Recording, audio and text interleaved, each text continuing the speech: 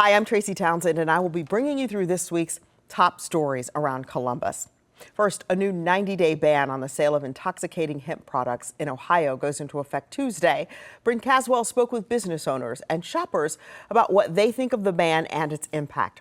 Plus, a wave of new development on Columbus's west side is raising concerns from people who live there. They say emergency services aren't keeping up with the rapid growth. 10 TV's Lacey Crisp spoke with Mayor Andrew Ginther about how the city plans to respond. And big news for local sports fans, Columbus is getting a new football team. The United Football League has announced the Columbus Aviators will soon take the field at historic Crew Stadium. At Rambling House, owner John Lynch makes a variety of non-alcoholic beverages. There's a blueberry flavor. But half of his business profits come from selling THC-infused drinks. Lynch is now bracing for impact after Governor DeWine's newly signed statewide intoxicating hemp ban. What is your biggest concern with this ban? Oh, it'll crush us. Will you be losing thousands, hundreds of thousands of dollars? Tens of thousands. Tens of thousands of dollars. Yeah, we're not big enough yet to where. But it's still a lot of money. Yeah, it just creates a cascading effect for us for production and ordering of cans, ordering of supplies. Governor DeWine says the ban will protect Ohio's youth, adding that most hemp products sold in the state target children, like knockoff Sour Patch Kids, branded as Stoner Patch Gummies. Doctors say the number of accidental poisonings from these products has risen sharply, with 90% of exposures to children 6 and under needing hospital care. I think the danger to our children is clear, and I'm taking action today to protect Ohio's children. These children are vulnerable to these potent knockoff products that are on sale today across the state of Ohio. Shoppers who like to buy these products are now stocking up before they're no longer available. Apparently they're making this change to protect children. I don't really see that being a possibility when you can still buy alcohol at a corner store. Owner of Aardvark Wine and Beer, Donnie Austin, says he's been trying to clear out his hemp product as fast as he can. He just hopes this ban pressures state lawmakers to create regulations. An outright ban seems excessive versus trying to come up with regulations and permitting for the right people to have the product in their hands like we do with wine and beer. Historic Crew Stadium is empty right now, but soon it will be full of new fans of the Columbus Aviators. The United Football League is excited to officially announce the Columbus Aviators as its newest team. It's a great city. It's growing. Columbus is known as a sports city with a growing fan base, and this will add another team for fans to cheer for. Mike Rapoli owns the United Football League. He says they want to ride the wave of Columbus's success. You get another pro team here who spends 10 to 12 weeks in the market, gets the city a little excited. The UFL knows there is top-tier football talent in the state of Ohio, from the Buckeyes to the Bobcats and several other universities in a 2-hour radius. They hope to draw some of Ohio's best players. A professional football team here in Columbus with a lot of Ohio State connectivity and Ohio connectivity, I think will resonate. The historic Crew Stadium is the perfect venue for the new team. Mayor Andrew Ginther says this announcement helps the city keep a promise that they made several years ago. We promised that we would not abandon this stadium and our surrounding neighborhoods. This is a great stadium and the perfect venue for the UFL. The stadium holds about 20,000 fans. They hope the smaller atmosphere will make it a better experience for fans. If you get 15,000 fans in here where they fit 20,000, it's packed. And by the way, I'm looking around. That's a great seat. That's a great seat. That's a great seat. That's a great seat. The first game will be played in spring of next year. We want to bring fun, friendly, approachable, accessible, and affordable football in here. And tickets to an Aviators game are expected to be between $25 and $75 each. Reporting in Columbus, Tara Jabor, 10 TV News. Well, you can see all the bullet holes in the windows. I spoke with a homeowner today. He tells me he's too shaken up to go on camera, understandably, but he says he rents out this house and he came here yesterday to check on the house. And when he went inside, he found a strange man inside. being the first time something like that's happened since we lived here, it's, just trying to figure out how it happened. So that's about it. Neighbors stood around this cul-de-sac last night watching the unthinkable unfold. Grove City police say they got a call around 5:15 for an armed man inside this home. But police say he barricaded himself inside alone, leading to a 3.5-hour standoff. Yeah, when they were here, they were telling him a few times that, come out with his hands up and that they weren't going anywhere. So that went on for a while. And then later they had K9 here. Then later the SWAT came and all that. And then they told them they were going to come in with the K9. The suspect then took off. And during the chase, investigators say he fired at the officers, hitting one of them. Officers then shot back, killing the suspect. And this is a no-win situation. And I've said this before, and I saw the officers. Officers discharged their weapon, and a person lost their life. There's no high-fiving in the room. There's no congratulations. You don't have to watch the news for too long to understand the dangers and the threats that are involved in law enforcement. BCI is now investigating. Neighbors say it's sad to see anyone get hurt. Oh, it's unfortunate, how it went down, because he just came out and did what they were asking, and none of that extra stuff would have happened. And a Grove City police officer is expected to be okay. In Grove City, Lacey Crisp, 10 TV News. Credit card debt is a hole no one wants to be stuck in. So today we spoke with students on OSU's campus to hear how they feel about debt and the pressures to keep up with all the bills. Getting a gauge on campus. Could you tally one for us? I asked students if they are worried about credit card debt as everything gets more expensive. I mean, I don't have a credit card myself right now, but if I did, it definitely would be something I would think. Yeah, for sure. So I'm gonna mark yes. What about you? I do have a credit card, but I'm not really worried about my debt right now. You want to check no? Probably. The way I personally spend money, I should, unless it's an emergency, be able to pay it back. In the Buckeye State, the average credit card debt among all young people was more than $3,300. The study shows young adults are more likely to overuse their credit cards and rack up debt earlier in their career with less savings to fall back on. Among large cities, Columbus came in 28th. Students on campus offered their advice to avoid debt. How do you avoid that, do you think? Paying on time. I think I'm responsible enough to know when I can spend and I can save. Having to pay on time and just to make sure it doesn't get out of hand so you can actually manage it.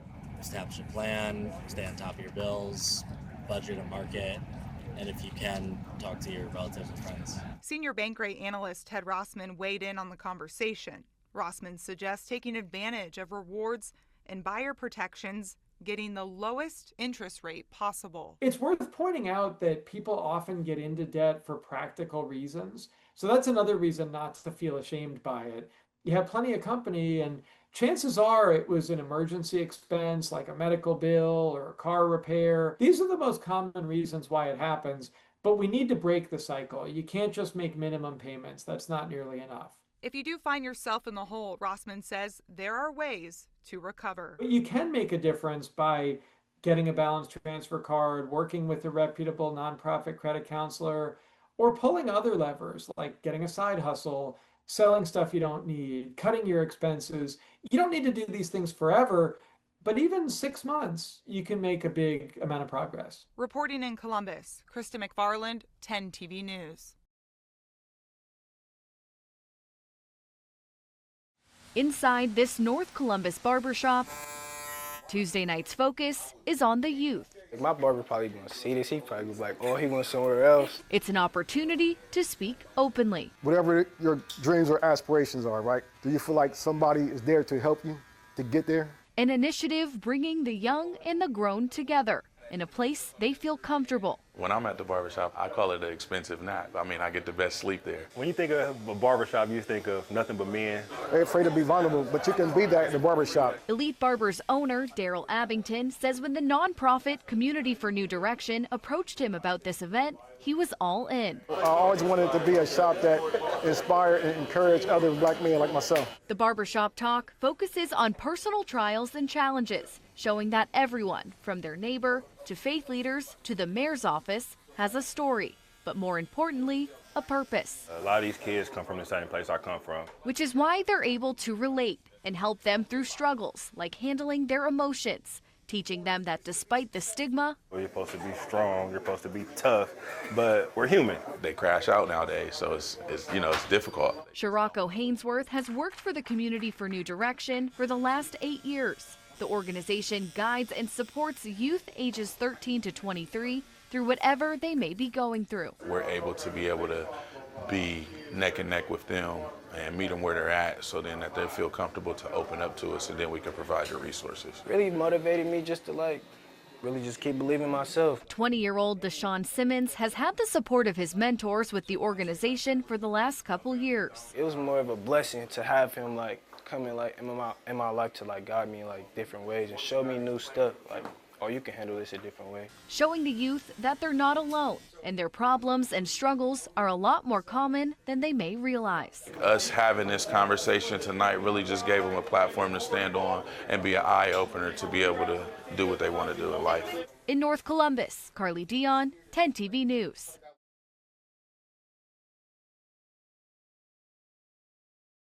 The quarry trails was a pile of dirt before it started opening in 2022.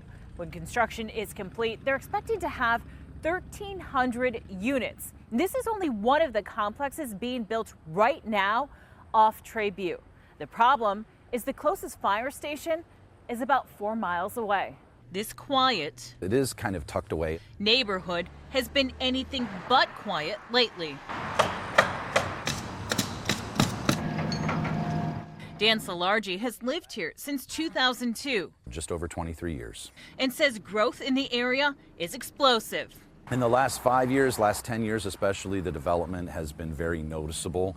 Going up and down Treyview Road, the amount of traffic, the amount of police and fire calls, you hear a lot more sirens than you used to. The Treyview corridor is booming with construction from the quarry to San Margarita to the Sullivan and Fairweathers. Multiple 200 to 300 unit apartments all being built at once. With growth comes more need for emergency services. How concerned are you that an ambulance won't show up in time for an emergency if you need it? As the growth continues, it makes you wonder. This tucked away neighborhood is in a desert when it comes to fire stations. The closest is in the Hilltop on West Broad or on Fishinger Road. According to the Columbus Division of Fire, the average response time in the city of Columbus is 8 minutes. In this West Side neighborhood, it's 9.6 minutes. If Mayor Ginther were standing right here, what would you say to him? I honestly feel that Mayor Ginther and the City Council, I feel this is a lack of leadership. What is the solution? Well, obviously, we need to do a better job of making sure that we're responding to those calls for service. Part of that is resources, part of that is technology, part of that is making sure that we're better prepared for those calls as the city continues to grow. That neighborhood is the biggest circumference where you don't hit a fire station, especially with Franklin Township closing their one station that would have serviced the area. Is that something that you think the city maybe needs to take another look at? Well, we're certainly going to take a look at it, and we believe that mutual aid has served this region very well. And our regional approach to providing basic city services and emergency services, I think, has worked very well. The fire union disagrees on how to decrease response times. We need to make sure that those investments are continuing to happen so that we can serve people when seconds count, and they can't be waiting 10 or 11 minutes. Residents echoed that sentiment, hoping for growth, but this time in public services. As the density increases, that will correlate to more police and fire calls. So this is only a problem that's going to get worse as time goes on if Mayor Ginther and the city does not address it. In Columbus, Lacey Crisp, 10 TV News. Whether you're making an appointment at the courthouse or planning a big soiree, getting married can get expensive. But now one Republican lawmaker wants to pay you for making the big commitment. It was so beautiful. It was a perfect day. Yeah, it was a really perfect day. Newlyweds Sam and Molly are in their honeymoon phase after their Saturday wedding. I feel like it just felt right, and we knew that we wanted a life together, and we just wanted to celebrate that. They didn't need any extra incentive to make the commitment. Marriage is such a personal thing. It's odd to think about being compensated in some way for it. But Representative Josh Williams wants couples to get $1,000 when they get hitched. Our interest is only in looking at the studies which show a correlation between family structure and the social and economic outcome for children. His proposal in the Invest in Marriage Act includes an income tax credit for employers that provide at least $1,000 bonus to employees who get married. So you think it would actually incentivize people to get married? I think it will send a clear message that Ohio is investing in individuals getting married, having children, setting up a foundation here in Ohio and raising a family. This comes as marriage rates are declining nationwide. Census data shows married couples made up 47% of households in 2022. That's compared to 71% 50 years ago. Representative Williams has introduced a series of similar bills in what he's calling his Family First agenda.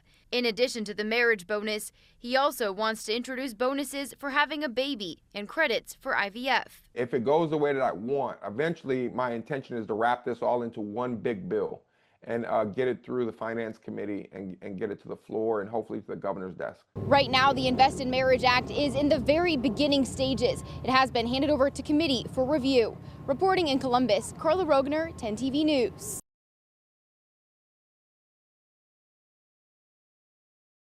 ODOT highway technician Raymond McCandlish loves his job. I get all excited and I want to show my grandkids and my wife, but this is what I did today. We're doing this, we're making the berms wider, safer. But at the end of this month, McCandlish will hang up his hard hat and neon vest after nearly 30 years. Not necessarily because he's slowing down, but because drivers are speeding up. I love what I do, but in the back of your mind, you're worried about, when am I going to get hit? The realization that he may have to retire a little bit earlier than expected started 2 years ago. McCandlish was clipped by a car mirror while working on the side of the road in Fairfield County. The first thing I did was raised up and put my arm up, and I hit her mirror with my elbow. I've actually been hit 3 times myself. So far this year, 87 Ohio Department of Transportation crews have been hit by drivers while working. In all of 2024, there were 84 crews hit total. Many workers and even garage managers say drivers have gotten more aggressive and impatient. Throw in distracted driving and in some cases suspected drug usage, and the numbers only keep adding up. The speed's always a factor, distracted driving, of course, and even now with the drug use, you might smell 2 or 3 cars go by that, from marijuana usage. Now, on top of drivers continuing to be distracted, ODOT workers tell me that there are many rural roads that are a little more crowded than they used to be, causing drivers to have trouble slowing down. Traffic has gotten so heavy on our, smaller, more narrow roads that they're more dangerous, I think, than the 4 lanes. The slow down, move over law in Ohio requires drivers to move over to an adjacent lane or slow down significantly when they see any vehicle with flashing lights on the roadside. Workers tell me they hope drivers will start to take this seriously before a tragedy happens. In Fairfield County, Amy Steigerwald, 10 TV News. 145 people from across the globe who were on their way to Gaza to deliver aid were taken into custody by Israeli military, according to the Freedom Flotilla Coalition. One of those people listed on board is Ohio University professor Thomas Hayes. It was really shocking finding out that he was taken prisoner, and I'm honestly really worried about him. Thomas Hayes teaches in the film school at Ohio University. No, he was well respected. Everyone likes him. He's one of the most senior employees here. He's also been an activist for Palestine for decades. He has made 3 films about the situation in Palestine, Israel. Farrell Brody is a friend of Hayes and fellow member of the group Jewish Voice for Peace. According to the Associated Press, the fleet of ships that was intercepted by Israeli military was carrying food and medical supplies destined for Gaza. They know very well that it's going to be very hard to get there, even though they have the legal right to do so. I applaud anybody who tries to live, with their values, and it's a very important issue for a lot of people. Now friends and students are hoping for his release. I just hope he makes it back safe, and I think he's a very brave man. According to the Freedom Flotilla Coalition, Hayes has been an activist for the Palestine Solidarity Movement since the 1980s. Reporting in Athens, Catherine Simon, 10 TV News.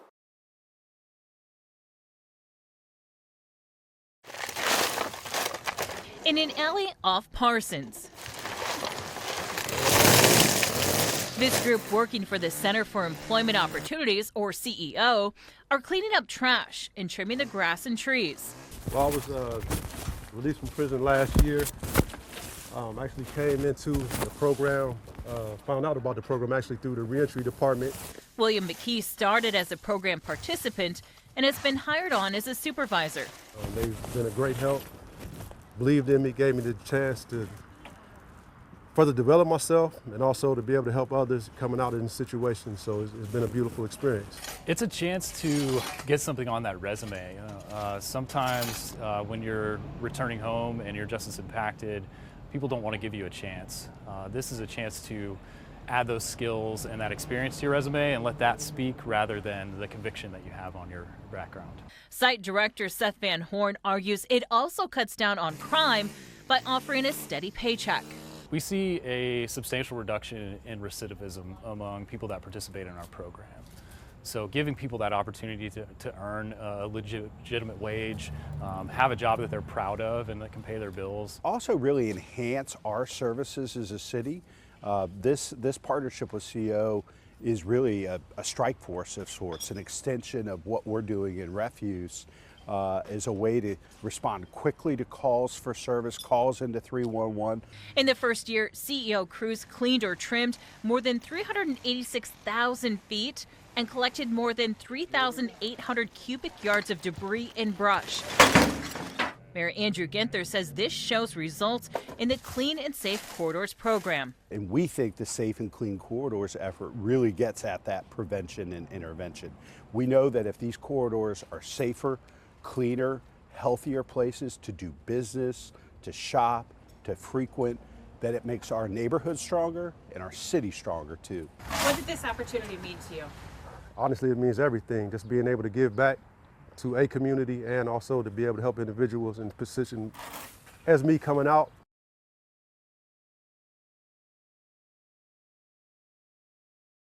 Yes, we were harvesting last night when the rain came. We like to get our equipment in. John Hoffman says farming is in his blood. But I knew from the time I was 2 years old following my dad that farming was my passion. Hoffman farms a few thousand acres in Pickaway County, including fields of soybeans like this one. He says he's been hit by a double whammy this year, lower prices because of tariffs and lower yield because of the weather. China was one of our biggest buyers of soybeans, but now with the 20% tariff enacted, our beans just aren't competitive. Hoffman says he is losing $1 to $2 per bushel of soybeans. He produces about 100,000 bushels. And you multiply that across the bushels and it adds into hundreds of thousands of dollars. According to the Ohio Soybean Association, Ohio farmers plant more than 5 million acres of soybeans. It's the state's largest cash crop, contributing more than $7 billion to the economy. The association says Ohio does not export as many soybeans to China as other states, but the lack of access to the Chinese market is lowering prices for all U.S. beans. What do you do with the soybeans now if you're not being able to sell them to China? Well, we can sell them just at a lower price. Tuesday, former Democratic Senator Sherrod Brown, who is now running for the seat held by Republican Senator John Husted, came to Hoffman's farm to talk with him about the challenges farmers are facing and to push the Trump administration to scale back the tariffs on China. Because of what it's done with China's response to them, and Farmers want to farm on the free market. CBS News is reporting the Trump administration is considering a financial aid package for farmers of more than $10 billion that could be rolled out soon. Hoffman says he always favors the marketplace to make his revenue, but the marketplace is down. If an aid package comes, I'll obviously accept the money because we do have to make up for income somewhere. Brown also supports aid with one condition.